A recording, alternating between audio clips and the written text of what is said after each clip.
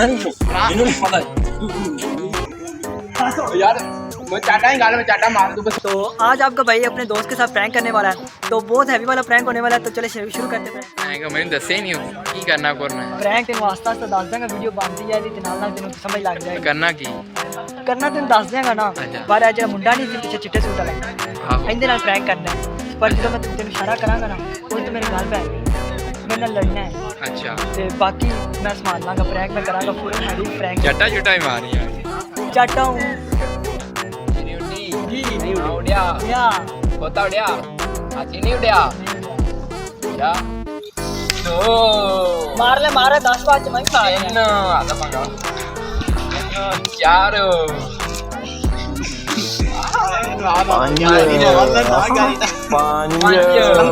पाँच छह सात आठ मार ले आखिरी काट मार ली वजी कोनी यार खराब दाता नहीं दोबारा कर मैं नहीं दोबारा दोबारा कर एक बजे तेरी के बजे नहीं दी मैं नहीं खाना लड़ी जो लड़ी मैं कोई ना अपना चल 10वीं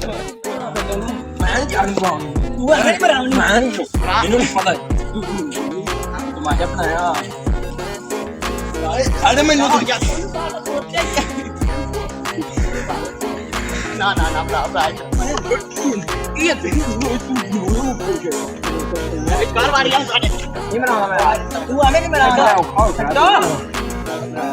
ये तन्नू हां तू आजा ये मेरे कंडा का छड़ा मैं मेरा जरा उखा रहा ना ओ ना बाका की कर लेगा तू अभी हां तुम माशा बनाया होवे जान मैं लग गई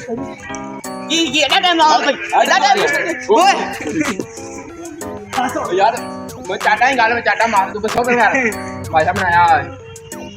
तू से नहीं पढ़ना ये तू से